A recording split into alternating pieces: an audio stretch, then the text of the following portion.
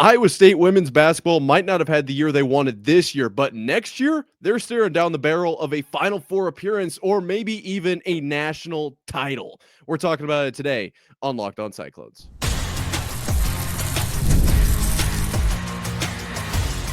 You are Locked On Cyclones, your daily podcast on the Iowa State Cyclones, part of the Locked On Podcast Network, your team every day. Welcome into Locked On Cyclones, part of the Locked On Podcast Network, your team every day. Shout out to you for being here every single day, making this your first watch or listen of the day. I appreciate it more than you know. Wherever you're watching or listening, be sure to subscribe so we can prove once and for all that it is, in fact, a Cyclone state. Very excited about today's episode. We got a couple transfers we're going to talk about first. Jada Williams on the women's side of the ball and Mason Williams on the men's side of the ball, the basketball, that is. Then we're going to round out today's episode with talking about football, wins, over-unders. Can Iowa State hit that over on the wins column? Well, you're going to have to stick around to see what I think about that. Very excited to get to all of that and more. But first, this episode is brought to you by 5-Hour Energy. Head to 5hourenergy.com to find over 15 flavors to choose from. Need one now? Grab a 5-Hour Energy shot at your local grocery or convenience store. Stock up today and stay energized. All right, so Iowa State women's basketball making a splash transfer portal signing in Jada Williams. A name you're probably familiar with if you paid attention to Arizona at all this season, kind of the star player for the Arizona Wildcats. Obviously, we've been talking about this basketball season kind of as a whole all year long, but if you're not familiar, Arizona finished in the conference 10-8, just one position lower than Iowa State, who finished 12-6, so similar caliber teams. But Jada Williams decided doesn't want to be a Wildcat anymore, would rather be a Cyclone. Taking a look at Iowa State, of course, obviously Emily Ryan will no longer be on the team next year, and Lily Hansford has entered the portal as well. Of note, obviously, Lily Hansford had a couple games, but averaged about a point a game, about a rebound, and a tenth of an assist. So we wish her the best, but probably won't be a Cyclone next year, and no Emily Ryan. So this addition of Jada Williams is pretty much it's a big deal. I'm not going to lie. This, you start looking at the stats of 12.7 points a game, 3.5 rebounds, 3 assists, 37% from the field. Like these are good numbers. And you look at kind of what she accomplished this year, game by game, which I'm not going to go into it because we don't need to waste a ton of time just diving into every analytical stat and whatnot. Because honestly, I think her additions, that are unmeasurable are actually bigger. It's the intangibles for Jada Williams to me. But nonetheless, when you look at all this, it is impressive. It is. And I do think this is a big get for Iowa State. But more than that, like I said, it's the intangibles. And she plays with an intensity that I actually was kind of blown away by. Just watching some of her highlights, of course, I didn't get to watch every single minute of her play this season, but she is all over the place. Just constantly running around, making plays, steals. She's a very solid shooter, very solid three-point shooter, can make her own shot, get inside, make plays around the basket. I was very surprised. And really it's like the intensity to me. And that is not something I feel like Iowa State women's basketball has played with as of late. Not to say that they can't be intense, but the general vibe I get from Iowa State women's basketball is more of a methodical one. More of a bringing up the court nice and slow, everything under control. And there's nothing wrong with that. This is just a different style of play. And I really do think that, Williams alongside Audi and Addy, Crooks and Brown, obviously, could be a real deal here. I am not even joking about that. And so, obviously Jada was asked about kind of some thoughts on the Cyclones and whatnot. And this one stood out to me. She said, I think that's a realistic goal for us when talking about like what Iowa State's done in the past, making the Big 12 tournament title game when obviously Crooks and Brown were freshmen. That's a realistic goal. But definitely Sweet 16, Elite 8, Final Four, something we have to believe we can do. We're super passionate about it. I think I've talked about it a lot, me, Addy, and Audi. That is the right mindset. This is not something that it's just not sewn into Iowa State DNA. The way she operates is it's so like it's an outside perspective. And I really do think that even if it is just one player, I actually think she can have a direct impact on the team as a whole, even if it isn't on the stat sheet. Not to say she won't have an impact on the stat sheet, because she probably will. I really do think that she's a great shooter, a scorer, just a hustle player. And when you have one hustle player like that, that translates to the whole team. You look at the men's side with Taman Lipsey, and we've talked about, obviously his box score is not necessarily the most impressive thing. We're talking about the Taman Lipsey plays, and that's what drives this team from time to time. And I think that we could see the same thing from Jada Williams, right? Maybe she's having a down game. Maybe she's got 6 points with 4 minutes left in the game, but it is still close.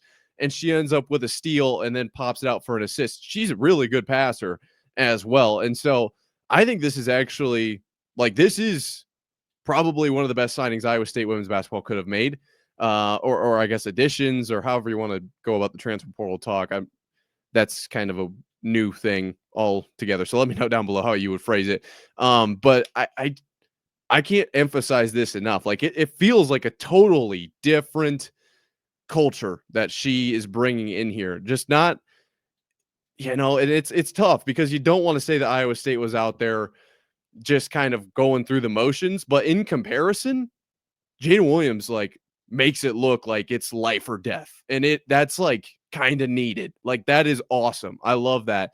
And that will translate to the whole team. And her scoring ability, her passing ability, I don't think it's necessarily a perfect replacement for Emily Ryan, but I think it is a really solid, a replacement is kind of a tough word, but she's going to play that role a little bit. And so we'll see what Bill Fennelly draws up for her in the offense and how she acclimates to Ames and to the Iowa State system, and how she works with Audi and how she works with Addy. And obviously we'll see if is it Kelsey Jones that's in the lineup, is Sydney Harris. We don't know what that lineup will look like, but I do think that Jada Williams is going to have a major, major impact because of the intangibles, the mindset, the intensity going into each game, on top of the playmaking ability that we've seen. We really have seen it. And so I went back and looked at the Iowa State-Arizona game.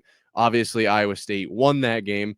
Not to toot our own horns, but 79-58 win, Iowa State over Arizona. And Jada Williams walked away with 17 points, 4 assists, and 4 boards in 34 minutes. Pretty good, wouldn't you? I mean, I would say that's pretty solid. I mean, you tell me. 6 of 14 from the field, did shoot 1 of 5 from 3, but hit all 4 of her free throws. And so, like I'm saying, just a really solid player. Really, that's what you need. And for her to be solid at the level of play, or the style, I suppose, of play that she is bringing to the table is really impressive. And the mindset thing here, another quote, she said, "We know that our end goal is to win a national championship. I think we all have that goal in mind. And throughout the summer and before the season, I think that's what we're working towards. We just got to keep the main thing. I think the culture will take care of a lot of things that come with college basketball." And I agree. You got your goal, long-term goal, stick to that. Don't lose sight of it. You're going to waver a little bit. You're going to lose some games here and there and go through some adversity, but really keep the main thing. Love that. Long-term goal, stick to that. I think this team just made a massive step in the right direction. Look for Iowa State to be legitimate Big 12 contenders, not only in the regular season, but of course in the tournament. And then beyond that, we're probably not playing a play-in game next year. We're probably walking in as a 4 seed. Okay. And now, yes, there is some very tough competition on the women's side of the ball as well. It's not just transferring a player, boom, you're a national title contender. You're going to have to earn it. But this is a big help. This is a big deal. I couldn't have been more impressed when I actually sat down and watched all her highlights, as opposed to Iowa State versus Arizona highlights. She really very solid, a lot of intensity, flying around, making plays, just a true baller. And that's what we need. I think we need a little bit of that in this system. So very happy about that signing for sure. But on the men's side, we haven't talked so much about the transfer portal. We got a few ideas floating around and whatnot. I want to dive into one transfer that really could elevate the Iowa State men's basketball program next year, and we're going to talk about that coming up right after this. Life moves fast, especially when you have a family. One day you're watching your kids take their first steps, and before you know it, they're off to college. That's why securing their future is so important. Fabric by Gerber Life makes it simple to get term life insurance that fits your family's needs. With Fabric, you can apply for term life insurance online right from your couch. You could be covered in under 10 minutes, and in many cases, no health exam is required. You can get $1 million in coverage for less than $1 a day, so protecting your loved ones doesn't have to break the bank. Fabric also offers free digital wills and access to investment accounts to help you plan for your children's future. Join the thousands of parents who trust Fabric to help protect their families. Apply today in just minutes at meetfabric.com/lockedoncollege. That's meetfabric.com/lockedoncollege. Policies issued by Western Southern Life Assurance Company, not available in certain states. Prices subject to underwriting and health questions. Baseball season is in full swing, and there's no better way to get in on the action than with Prize Picks, the best place for daily fantasy sports. With Prize Picks, you pick more or less on at least 2 player projections, and if you're right, you can win up to 1,000 times your cash. Whether it's strikeouts, RBIs, or first inning runs, Prize Picks keeps every game exciting. This week, I'm picking Aaron Judge for more than 1 home run and Shohei Ohtani for more than 1 stolen base. With him especially, it's that easy. Setting up a lineup takes less than 60 seconds, and when you win, your payout is quick, safe, and secure. Download the app today and use the code LOCKEDONCollege to get $50 instantly after you play your first $5 lineup. That's code LOCKEDONCollege for $50 instantly after you play your first $5 lineup. Prize Picks. Run your game. Jada Williams, obviously, in the addition to the women's basketball side, is extremely exciting. I am very thrilled to see what can be done there. But we got to take a look at the men's basketball edition. One guy in particular, Mason Williams. We're going to talk about that here at Locked On Cyclones, part of Locked On Podcast Network, your team every day. Dove into some Mason Williams tape. Very excited about what Mason Williams has to offer. We have talked about what Iowa State is going to be missing next year. Obviously, no Curtis, no Keyshawn, no Deshaun Jackson now. A couple other guys in the transfer portal as well. This Mason Williams transfer from Eastern Washington, the Eagles, if you're wondering, this could be big. I'm not going to lie to you. 6'5", 180 pounds. Averaged 13.9 points per game, 3.2 rebounds, 2.4 assists, and shot 42.7% in the 2024-2025 season. Now, I there are going to be some numbers I'm going to throw at you here in just a second. But overall, his game, just to give you a quick summary, really solid. Spot-up shooter, can finish around the rim, and very solid from 3. So it's kind of like you're getting a mix of Curtis and Keyshawn. His ability to finish around the rim did remind me of Keyshawn quite a bit. I'm not going to say he is a Keyshawn, but I've seen some evidence to support that he kind of has that caliber-ish on that, maybe in that same tier of finish ability that Keyshawn did. I don't know if anyone has it like Keyshawn except maybe Kyrie, but maybe, with a couple of TJ Otzelberger seasons, we can see Mason Williams making those same type of plays. And the three-point shooting ability, one stat that I'll name right off the bat, he had 8 threes from beyond 25 feet. Those are pretty deep threes. I might struggle to get the ball to the rim from 25 feet. Who knows? Maybe I could pitch it there. Just a little overhand action. But 25 feet, making it look like butter is amazing. And also, you got to consider he actually had been dealing with some ligament issues in his hand, or in his wrist, rather, that hindered his shooting ability. Did still shoot 34.5% from beyond the three-point line. Very solid. Also battled with a groin injury late in the season, allegedly. This is all promising. The numbers we're seeing and the play that I saw on tape, with that information that we might be dealing with some sort of injury there, very, actually a little promising. I'm not going to lie, because it's tough to play through things like that. And I want to say this really quickly, okay, because we've talked about Iowa State and the recruitment and how does this affect the recruiting, and it feels like it's a bunch of mumbo jumbo, like it's just a bunch of well, if we make the clone cones bigger, then the recruits are going to want to come because people are going to want to come into Hilton. Like, it feels like a little bit like that at times, but Mason Williams directly said that the community for Iowa State, like, everybody comes out to play. The place is rocking every single night, and it gives you something to play for constantly, night in, night out. Like that right there. I just want to clarify, it does impact transfers wanting to come play at Iowa State. Now, Hilton Magic, very real, has been for a very long time, but it's just important that we, I'm not just saying words. Sometimes I will say a word or two, but sometimes I'm actually know what I'm talking about a little bit. I just want to clear that up because I read that and I was like, that's important right there. We need to clarify. The Hilton Magic actually does draw players in. Now, let's talk a little bit about Mason Williams and some statistics. Watched his highlight tape. They threw up some really cool numbers in there as well. So just to kind of give you an idea of what Mason Williams does scoring wise, he can isolate. He certainly can. And as I said, able to get to the rim. Shot 57% from right out, like at or around the rim. And 34% of his field goals attempted came from that area. That's a pretty solid finish rate, especially if you watch it back. His ability to get the and ones to finish those kinds of shots, very, very solid. Now, I do understand that was a highlight tape that I watched, and so I think I only saw one shot that was a miss in the entire highlight tape, which, anyways, so I do understand that, but nonetheless, if you have a bunch of those, that's a good sign, right? If you threw in one, your only make, let's say, then it's like, okay, that was a cool shot, but can you do it over and over? He did it over and over and over in this highlight tape. So that was really promising to see. Then kind of went into his 3-point shooting, kind of on the court. There's like the 3-point arc, right? The very top center, that's the top of the key. Then kind of that 45-degree angle. They called that the left 3 corner or something like that. I just labeled it left 3. So from the left side on that 45-degree angle kind of there, shot 34% on the year.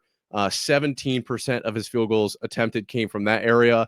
And then from the right side of that 45-degree angle, shot 32%, 14% of his shots coming from that area. They're obviously, he's going to take some from the key. He's going to take some from the corner. That's why the 34 and the 32, those percentages don't quite add up with the number that I had said of 34 and a half.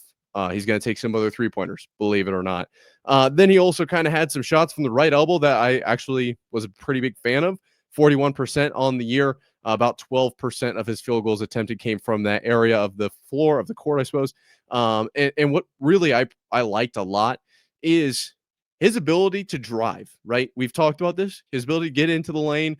Maybe he's kind of a runner by kind of shot, like shoot it as you're running. Maybe it's like a post up body him, kind of like not a fadeaway, but you know what I mean, kind of body him and power through. This turnaround move he has very much can be exploited, very much can be used at a very high level because of his ability to finish around the rim. When he's driving, he can directly force the defender into kind of like a checkmate situation. If he's going to play him tight, you can just blow by. If he's going to play it a little bit loose because he knows that you're going to drive to the hoop and he wants to be ready for it, he can hit that turnaround, and he shot it at about a 41% clip this year. Really solid, and it's a very nice shot. Did also have some floaters and whatnot from about that right elbow area, but I was a big fan of the turnaround. Other than that, had an 18% assist rate on the year. Catch and shoot had about almost a point per possession, 0.92, had about 19% of the time he was shooting catch and shoot shots. Really solid in transition as well, 0.98 points per possession, about 12% of the time there. I think he fits the Iowa State system very, very well. I don't know where he'll fit directly with his actual role and his minutes, and is he a Curtis Jones or is he not Taman Lipsey, but like a Keyshawn Gilbert? Like, what kind of minutes, what kind of role is he playing? But I think his skill set does actually make a lot of sense for the Cyclones. And I would love to see his development, because we've talked about, like, obviously Curtis Jones and where he came from and what the stats he was putting up, and everyone's all blown out of proportion about this transfer portal kind of class. And it's like, hey, Mason Williams could very well be like kind of that. Like, we've got pretty solid statistics here, but we could take that to the next level and look, whoa, maybe we've got another first team All-American on our hands coming out of Ames, Iowa. Wouldn't be too surprised. Wouldn't be too surprised. That's kind of what Ames, Iowa does. That's what Iowa State University does. They win. Okay. And I'm not gonna lie to you. We gotta talk about how many games they're gonna win in football this year because some over-unders just came out and they are interesting. We'll talk about that coming up right after this. Daylight savings snuck up on us again, and if you're feeling that lost hour of sleep, 5-Hour Energy has your back. The extra sunshine means more time for fun, but sometimes you need a little bit of a boost to power you through. Whether you're staying up late watching the NCAA tournament, squeezing in a round of golf after work, or just trying to keep up with your busy day, 5-Hour Energy gives you that quick, refreshing pick-me-up whenever you need it. I've been staying up late watching all the tournament action, and 5-Hour Energy is helping me get through that next day. With the longer days, I am a huge fan of getting outside for a hike or golf whenever possible, and Tropical Burst is my go-to for that quick boost. Head to 5hourenergy.com and find over 15 flavors to choose from, including watermelon, blue raspberry, and peach mango. You can even build your own 12-pack or 24-pack delivered right to your door. Need one now? Grab a 5-Hour Energy shot at your local grocery or convenience store. They're everywhere. Stock up today and stay energized.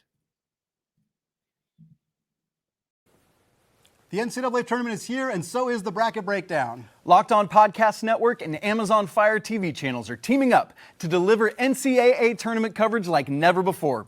Watch studio shows featuring former players and Locked On's local experts as they guide you through every upset, buzzer beater, and bracket matchup. Stream it all for free on Amazon Fire TV channel. Search Bracket Breakdown to see it all for free. It's your team every day. So we've been talking basketball all episode. Time to switch gears. We're going to talk about some football here at Locked On Cyclones for our Locked On Podcast Network. Your team every day. I have some win totals here, and not sure how to feel about them yet. We're going to chat about this together. I do think it is very much an interesting number. Iowa State projected win total over under right now is 7.5 over under wins. Kind of wild. Ahead of them right now is Kansas State, Texas Tech, Arizona State. That's it, actually. Just those three. Kansas State, Texas Tech, and Arizona State are ahead of Iowa State at 8.5 over-under wins. Then Iowa State kind of clumps themselves into that big second-place clump effectively. You've got Baylor, Utah, Iowa State, Kansas, BYU, all in that 7.5 win over-under column. That's a 5-team split for second. Well, I guess it's technically a split for fourth, sort of, because you got 3 teams ahead of them. So nonetheless, those 8. Then you look at the bottom 8 here. You got Colorado, TCU, Cincinnati, UCF, all at 6.5. And then Oklahoma State, Arizona, Houston, and West Virginia all sitting at 5.5. So Iowa State sitting at technically 4th in the Big 12. I don't hate it. I don't love it, just because I think they'll go undefeated. But 7.5 just feels like they're not sure how many wins Iowa State is going to get. So I actually decided to pull up their schedule. We've talked about it before. Let's revisit Iowa State. Obviously, kicking things off against Kansas State and the Farmageddon match. But in Ireland. And so that's going to be a really, really big game for Iowa State. I think it's a winnable game. But also, it's first game of the season. You're playing in a totally new environment. And on top of that, like, you're not playing your traditional kind of warm-up game, right? You're kind of playing a really solid opponent in Kansas State. Then you've got South Dakota at home on the 30th. I think that's obviously a winnable game. Like, let's not get too crazy here. You do have to factor in kind of maybe some travel with going over to Ireland and stuff, but I think Iowa State will be fine there. And then they take on Iowa. That one, obviously, playing at inject twice is going to help, but let's say I'm 50-50 on that. I think that they can win that game. I really do. I don't know too much about Iowa football. We'll cover it more in the offseason. And maybe we'll do a crossover with Locked On Hawkeyes and kind of talk about that whole situation. But let's just say for fun, they beat Iowa because it is a Cyclone state. Then they got Arkansas State on the road. That's a winnable game. I would imagine this team, with the expectations I have, they can go undefeated in this non-conference slate. Technically, I think K-State it's a non-conference game. So I'll put that in there as well. Then we start kind of our Big 12 slate, but after a bye. They'll have a bye on would it be September 20th. So you play 4 games, you got a bye. Then they have a 3-game stretch. Then they'll have a bye. So in that 3-game stretch, Arizona at home, Cincinnati on the road, Colorado on the road. Of those, I think for sure Iowa State wins 2. Colorado not going to be as strong as last year. Arizona, I don't have super high hopes for them. I do think Iowa State is better than them. Cincinnati, I really think that's a gettable game. It is on the road, and you never really know for sure. Let's say I'm 50-50. I gave them the Iowa game. I'm going to take away the Cincinnati game. So right now, they're sitting at 5 wins through these 6 games. Wait, 7. So 1, 2, 3, 4, 5, 6. Yes, 6 out of 7. They're 6-1. So they only need 2 more to hit that over. They got BYU at home, Arizona State at home, and then TCU on the road. That's a tough stretch. Now remember, that's after a bye, so they got their mini little mid-season bye there. Then they take on BYU and Arizona State back-to-back, both at home. That will help. Arizona State returning a ton of starters, and BYU always going to be tough. I do think Iowa State can handle at least one of those teams, then maybe drop the other, and then you're obviously going to get TCU on the road. I'm not too worried about that. So out of those, you drop one. You've got 2 losses, 1 from each of those mid-game kind of runs or mid-season runs of 3 games. And then that brings your win total to 1, 2, 3, 4, 5, 6, 7, 8. That's the over. Then a couple games to round out the season. You got Kansas at home, very winnable. Oklahoma State on the road, very winnable. Just with an optimistic outlook, I could very well see Iowa State being a 2-loss team next year, which would obviously put them over 7.5 wins. If they were to trip up, I mean, they would need to only get 7 wins. You need to drop 5 games, okay? And I don't see 5 losses on here, but let's just say they fall kind of out of the gate to Kansas State. Then you fall to Iowa potentially at home just because it's a rivalry game, not because Iowa's better. Then maybe one of that first 3 slate, Arizona, Cincinnati, Colorado, potentially you drop one, you're at Colorado, let's say, you're up to 3 losses. BYU, Arizona State, maybe you drop both of those, you're down to 5. That's how I could only really see that going. I think overall that is a very, very handleable schedule for Iowa State, especially with the way that the buys are split. It's like 4-3-3-2, really even split of games with a bye week pretty much the same distance throughout the season, which is very nice in my opinion. I don't know exactly what the players want, but I can imagine they'd rather this than you've got to play 7 games in a row and then you're bye game kind of thing like that. I do think that this schedule, just looking at the schedule, it's promising. Then we take a look at the team, and I am very high on this team. I know Alec Bussey was on this channel and said wasn't as high on this team as he was last year's. I don't agree with him. I'm not going to lie to you. I really do think that he knows the team for sure, and I'm not saying he doesn't know what he's talking about, but I don't know if he's factoring in just how many injuries this team had last year. I don't know if he's factoring in just how good Chase and Xavier could be out at the wideout position. Do we see a Gabe Burkle kind of step into that tight end role, or is it Cooper Alexander? I don't know. We don't really know what could happen at the tight end position there. And then if Dom Orange can get up to that 70% and really disrupting things on the defensive line, Tamatoa from Yale making some big noise there. Obviously, he's got to finish out his semester there, I believe, before he ends up training with Iowa State. But there is some real opportunity there. Trey Bell, Benny Ngoye. I think this team is very, very solid. Just with guys coming up into the system, Rocco having another year under his belt, taking this offense under kind of his leadership. And then you take into account, like, we didn't get a lot of linebackers, but that's because all the linebackers we had were hurt. So, like, we just got instantly better because they're not hurt anymore. That's a big deal. That's a really big deal. I do think that this team, obviously the biggest concern for me is kind of that defensive line, pass rush, run stop.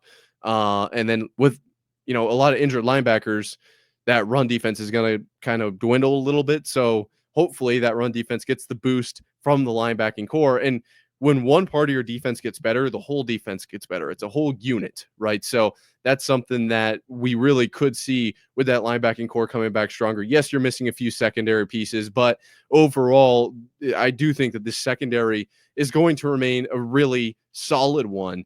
And then that means on defense, pretty good unit, right? Then on offense, I have the utmost faith in Rocco and that whole wide receiving core, be the wide receivers, be it the tight ends or the running backs. I think Abu Sama and Carson Hansen really going to make some noise this year. We've talked about some other names that I think could really move the needle for Iowa State. I just don't see a lot of downside to this team. I really do think they can make it back to the Big 12 championship, at least to the game. Depends on maybe who they play or how they're playing at that point in the year, how many injuries they have, knock on wood. But overall, I do think that this is conducive to the over. I don't see this going any other way. I'm going to be completely honest with you. Let me know what you think down below. 7.5. It's just not very many. Like I really would have thought Iowa State would have been in the 8.5 kind of tier there. But hey, all I'm saying is that number to me feels low. That's all I'm going to say about it. Until next time, Cyclone fans, sayonara.